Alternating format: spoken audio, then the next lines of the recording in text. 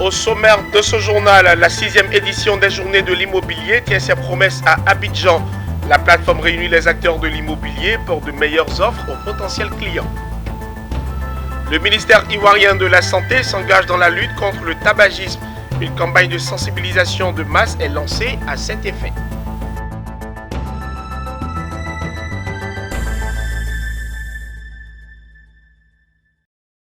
Bienvenue à toutes et à tous. Anatole Koliné Makosso est le nouveau Premier ministre et chef du gouvernement de la République démocratique du Congo. Il a été nommé par le président Denis Sassou Nguesso après son investiture du 16 avril 2021. La biographie du nouveau Premier ministre congolais dans 7 éléments de Blaise Bomilia, commenté par Nadia Eounoud. Voici le nouveau Premier ministre et chef du gouvernement de la République démocratique du Congo. Anatole Koliné Makosso, ex-ministre de l'enseignement primaire, secondaire et de l'alphabétisation. À 56 ans, le natif de Pointe-Noire a connu un parcours dans lequel la formation a été son fil conducteur. Instituteur, licencié en droit public, professeur de lycée, Anatole Koliné Makosso était conseiller à la présidence de la République avant d'être pour la première fois ministre en 2011. Le nouveau Premier ministre congolais remplace Clément Mwamba, qui a démissionné le 4 mai dernier avec son équipe gouvernementale. Concernant les attentes, il y a plusieurs attentes qu'on pourrait regrouper dans 3 blocs. Il me semble qu'il y a d'abord un premier impératif qui est l'impératif social. L'impératif social, les Congolais sont confrontés à beaucoup de difficultés sociales, les pensions des retraités, les problèmes des vacataires de l'enseignement supérieur et secondaire. Il y a aussi des questions liées au projet Lisungi, les questions d'accès à l'électricité, à l'eau. Toutes ces questions, c'est l'impératif social. Il faudra que le nouveau gouvernement et les nouveaux premiers ministres trouvent le temps et les mesures justes pour y répondre. Ensuite, il y a l'impératif économique et financier. L'impératif économique et financier, c'est essentiellement les rapports avec le Fonds monétaire international. Comment le nouveau gouvernement, le nouveau Premier ministre va reprendre les négociations avec le FMI pour aboutir à un accord pour soulager les finances du Congo. Les marges de manœuvre budgétaires ne sont pas très importantes. Il faudra donc que, là aussi, que le gouvernement, le nouveau Premier ministre fasse les efforts qu'il faut pour pouvoir trouver un accord avec le FMI et alléger les difficultés budgétaires dans ce sens. Et puis il y a un troisième impératif qui est aussi repris dans le programme du président, c'est celui du vivre ensemble. La question du vivre ensemble. Le président élu a dit qu'il sera le président de tous les Congolais. Il faudra donc que le Premier ministre, le nouveau Premier ministre, puisse transformer cette intention présidentielle, cette promesse présidentielle en réalité, pour voir comment on apaise le pays, comment on pacifie et comment on réconcilie les Congolais entre eux. Que ce soit une réconciliation verticale ou encore une réconciliation horizontale. Et donc, il y a du pain sur la planche. Les Congolais ont placé beaucoup d'attentes et beaucoup d'espoir dans ce nouveau Premier ministre et ce nouveau gouvernement. Il faudra donc se mettre rapidement au boulot. Anatole Koliné Makosso a été nommé à la suite de l'investiture du président Sassou Nguesso du 14 avril 2021. En Côte d'Ivoire, les professionnels du monde de l'immobilier étaient réunis ce samedi à Abidjan à l'occasion de la 6e édition des Journées de l'immobilier. Initiée par Honoré Diarasouba, conseiller en immobilier, avec la collaboration de l'assureur Lidway, cette rencontre se présente comme une plateforme d'information et de promotion immobilière. On en sait plus dans ce reportage de Walter Kofi et Richard Akeke. Présenté comme le nouvel Eldorado immobilier, la ville de Yamoussoukro était au cœur d'une conférence qui a réuni les experts du secteur de l'immobilier, des investisseurs et des particuliers désireux d'acquérir un terrain. Des professionnels sur la question ont présenté les opportunités qu'offre la capitale politique ivoirienne en matière de logement ainsi que son potentiel économique et touristique. Face aux nombreuses arnaques et difficultés connues dans le milieu, Yamoussoukro se veut être une zone qui offre encore plus de facilité et de fiabilité. Pour se lancer dans un projet immobilier, il faut se faire accompagner, que ce soit à Yamoussoukro ou à Abidjan. C'est très important parce qu'il y a des professionnels qui peuvent vous aider. Et nous sommes là pour vous aider, vous donner des conseils en termes d'investissement immobilier. Mais retenez qu'à Abidjan, les différentes approbations sont donnés par des ministères. Alors qu'à l'intérieur, on a l'aubaine de pouvoir avoir des validations locales. Franchement, c'est la peine de venir ici et on a beaucoup de collègues qui sont vraiment intéressés à construire, à investir à Yamoussoukro et pour améliorer ce qu'on peut dire, améliorer la vision de Yamoussoukro. Dénommée les rencontres de l'immobilier, cette plateforme est une initiative de Honoré Diarasouba, conseiller en immobilier, qui avec l'appui de son partenaire Lidwevi, souhaite offrir l'opportunité aux différents acteurs de la chaîne de valeur, notamment les agents immobiliers, promoteurs, aménageurs et assureurs, de pouvoir développer leurs activités, mais aussi offrir aux populations toutes les réponses sur les questions liées à l'immobilier en Côte d'Ivoire. Le constat, c'était de démocratiser l'information. Moi, à la base, je fais du développement commercial. Est-ce que vous voyez? Je fais du développement commercial. Et pour un développement commercial réussi, il faut du networking, il faut du réseau. Le réseau est primordial au-delà des compétences des uns et des autres. Donc, j'ai voulu ici réunir toutes ces personnes-là de sorte à ce qu'on puisse créer un écosystème favorable au développement des uns et des autres. Alors, là, nous sommes sur la 6e édition. Précédemment, nous avons eu à faire 5 autres éditions, bien entendu, qui traitaient notamment de l'assurance, de l'importance de l'assurance dans le domaine de l'immobilier et de la construction. Aujourd'hui, on voit des immeubles qui s'effondrent, on voit des problèmes par-ci, par-là. Pourtant, avec des assurances bien constituées, avec des assurances décennales, je pense que c'est comme ça qu'on appelle, il y a certains problèmes qu'on est en mesure d'éviter. Non, notre intérêt est, je dirais, double. Dans un premier temps, c'est déjà de permettre à nos clients, à nos souscripteurs, d'avoir accès à des biens immobiliers de façon sécurisée. Je pense que ce type d'initiatives sont vraiment très intéressantes pour la population. Les rencontres de l'immobilier sont là depuis la 6e édition, avec toujours des sujets qui sont très éducatifs. Et c'est des très bonnes opportunités pour comprendre le secteur de l'immobilier en Côte d'Ivoire. Les organisateurs prévoient d'autres rendez-vous dans le courant de l'année 2021 afin de présenter les opportunités qu'offre l'autoroute Y4 d'Abidjan, reliant les communes de Sangon, Abobo, Anyama, Cocody et Port-Boué. Nous restons en Côte d'Ivoire où le ministère en charge du budget et du portefeuille de l'État a récemment rencontré la presse locale et internationale. Au cœur des échanges, le bilan des activités réalisées au titre de l'année 2020. Les journalistes ont été informés des progrès, des difficultés, mais également des réflexions menées par ce département ministériel. Le reportage est signé Canon Fulgence. Il est commenté par Zeynab Dosso. C'est un satisfecit pour le ministre du Budget et du portefeuille de l'État. C'est en tout cas ce qui ressort du bilan dressé à la presse dans le cadre de ses activités par le ministre Moussa Sanogo. Il en veut pour preuve le basculement en mode budgétaire programme depuis janvier 2020. Comme progrès enregistré au titre de la gestion budgétaire, Moussa Sanogo cite la mise en place du système intégré de gestion des opérations budgétaires de l'État, l'élaboration et la vulgarisation du budget citoyen qui, selon lui, traduit l'information budgétaire dans un langage accessible à tous. Les principaux résultats, donc, c'est une consolidation budgétaire. Alors, vous avez un déficit budgétaire qui était de moins 3,3 points de PIB en 2017 et qui est ressorti donc à moins 2,3 points en 2019. Donc, ce qui indique en tout cas une maîtrise accrue de l'évolution du déficit budgétaire.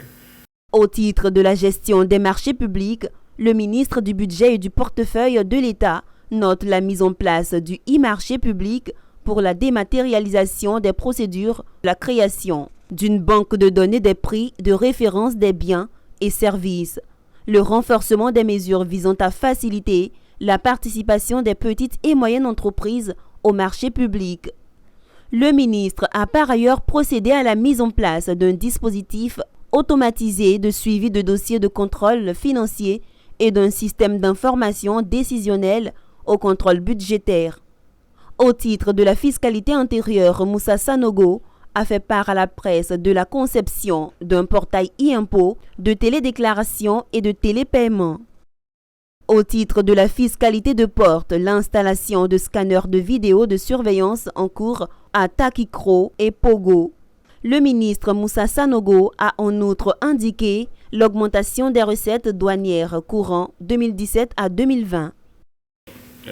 L'une des réformes importantes au niveau de la fiscalité intérieure, c'est la mise en place du système intégré de gestion des impôts en Côte d'Ivoire qui permet donc de disposer de données fiables sur les activités des contribuables et de l'administration fiscale. Alors, donc ça permet d'avoir une vision à 360 degrés du contribuable, de dématérialiser l'ensemble des démarches, de renforcer également l'analyse des données statistiques, de sécuriser l'encaissement des recettes ainsi que des documents. Autre point souligné, la mise en place de contrats de performance, la mise en place d'un suivi rapproché des entreprises publiques tous les 3 mois, la mise en place du programme de certification et l'instauration de prix d'excellence de la gouvernance et de la performance. 14 ans après la construction de sa dernière agence, Versus Bank marque son grand retour sur le marché ivoirien. L'établissement bancaire a récemment inauguré son agence dans la commune de Cocody, plus précisément au quartier Abata. Il s'agit pour Versus Bank de marquer sa proximité avec la clientèle et de continuer de se positionner comme la banque de financement des PME de Côte d'Ivoire. Walter Kofi. 14 ans après la construction de sa dernière agence, Versus Bank marque son grand retour sur le marché bancaire ivoirien. L'institution financière a ouvert une nouvelle agence dans la commune de Cocody, plus précisément dans le quartier Abata. L'inauguration du local a vu la présence d'une forte délégation ministérielle avec à sa tête Adama Koulibaly, ministre ivoirien des Finances. L'ouverture de cette nouvelle agence répond au besoin de se rapprocher des populations avec des services adaptés. Jusqu'à présent, nous avions des agences au plateau, en zone 4 et aux 2 plateaux. Et la clientèle PME, dans laquelle nous sommes spécialisés en matière de financement, avait des difficultés pour nous joindre. Donc aujourd'hui, nous nous rapprochons des clients pour pouvoir adresser, n'est-ce pas, leurs besoins. En plus de sa politique de proximité, la banque entend s'appuyer sur des services digitaux. Il faut être maître de son temps. La digitalisation, c'est l'avenir. De sorte que notre politique, notre stratégie, c'est à la fois d'ouvrir des agences, mais de façon maîtrisée. Mais nous orienter plus vers la digitalisation qui permettra aux clients de faire leurs opérations partout où ils se trouveront. Je dirais que l'agence Versus Bank est venue pour donner une autre couleur de la banque. Chez nous, comme je le disais, le client est un roi. Donc nous sommes là pour vraiment offrir la qualité de service à nos clients. Pour le gouvernement ivoirien, l'ouverture de cette nouvelle agence revêt un caractère particulier. Il s'inscrit dans la dynamique de reprise économique de la Côte d'Ivoire, marquée par la crise sanitaire.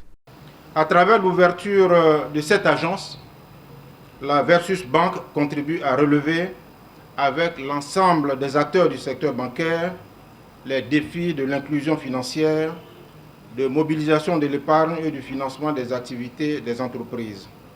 Je voudrais inviter les responsables de la banque à continuer de promouvoir des services financiers diversifiés, novateurs, attractifs et accessibles pour permettre à nos populations et aux entreprises d'assurer une contribution appréciable à la lutte contre la pauvreté au-delà des services et produits classiques. Pour les populations d'Abata, la présence de Versus Bank, connue pour promouvoir l'initiative privée, représente un tournant décisif dans le développement de l'activité économique de la zone. Au niveau de la chefferie, la nouvelle stratégie mise en place, c'est de permettre à chaque individu, chaque Ivoirien, chaque ménage d'avoir juste un peu pour pouvoir agrandir son activité, pour pouvoir faire un commerce.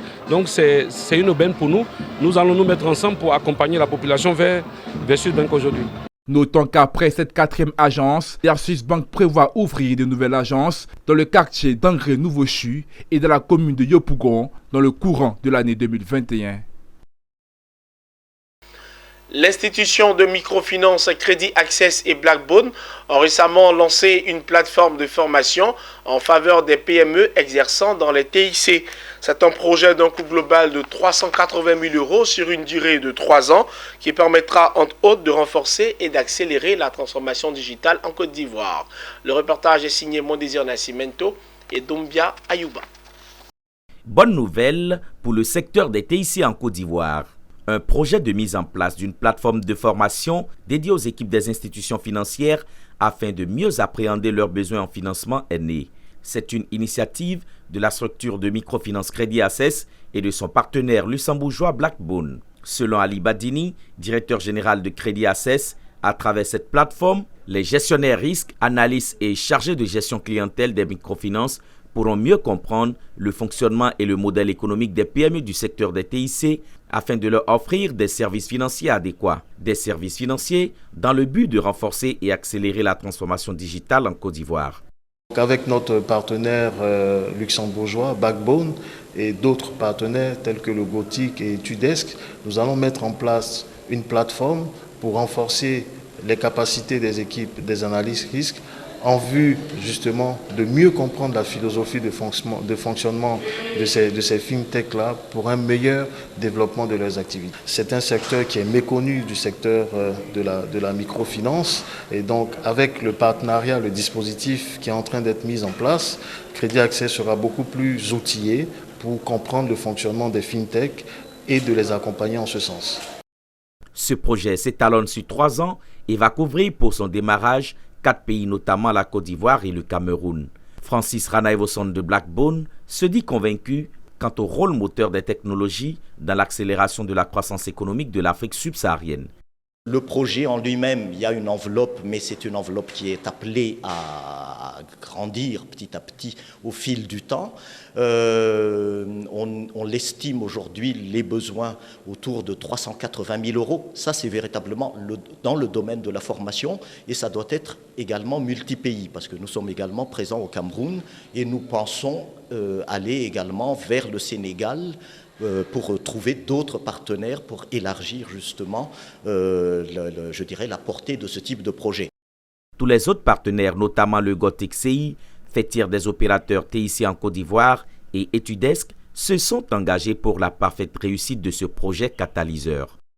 Il faut qu'on apprenne à communiquer sur nos façons de faire, ce qu'on est, améliorer notre gouvernance et c'est tout ça qu'on va mettre en place dans cette plateforme pour que dans quelques années, on ne va plus venir devant vous et pour vous parler de problèmes de financement des PME de l'innovation. C'est asynchrone comme on le dit dans notre jargon, c'est-à-dire vous pouvez suivre votre formation à votre propre rythme, commencer aujourd'hui, après continuer le week-end, à chaque fois que vous avez un bout de temps en fait.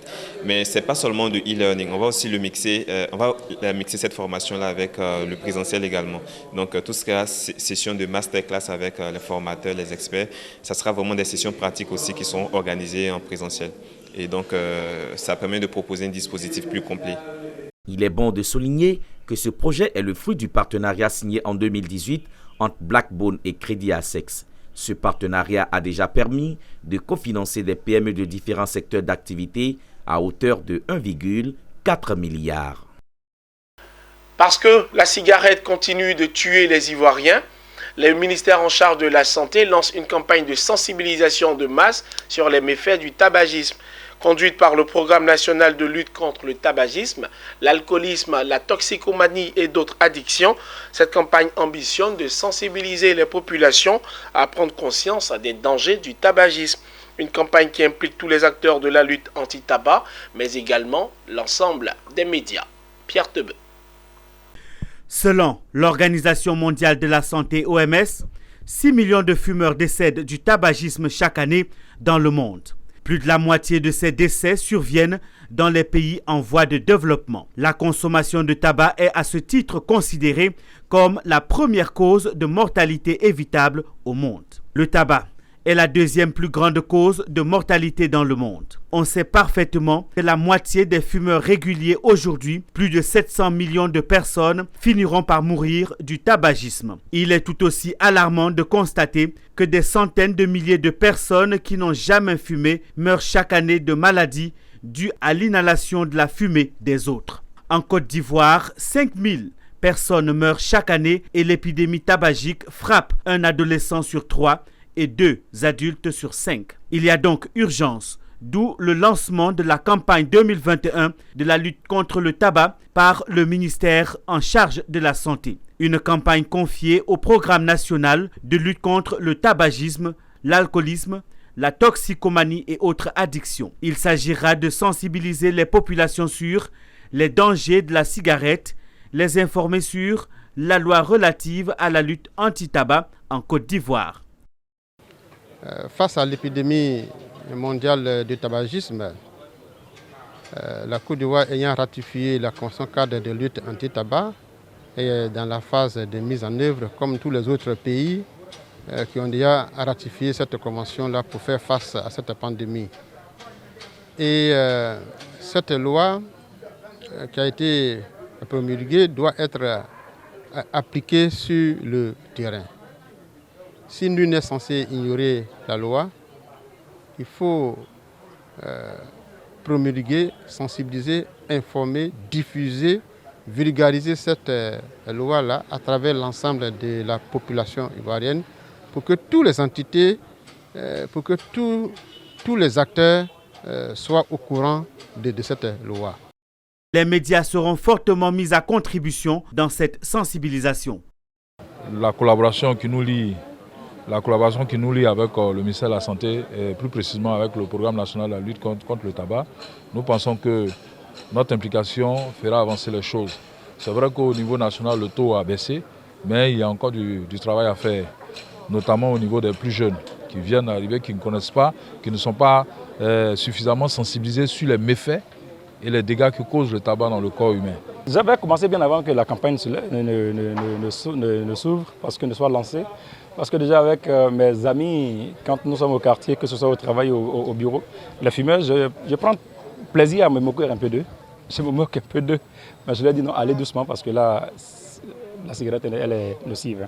La Côte d'Ivoire est désormais armée de textes juridiques pour mener à bien la lutte contre le tabac, mais le succès des différentes campagnes de sensibilisation requiert l'implication de tous si l'on veut parvenir à une génération sans tabac d'ici quelques années.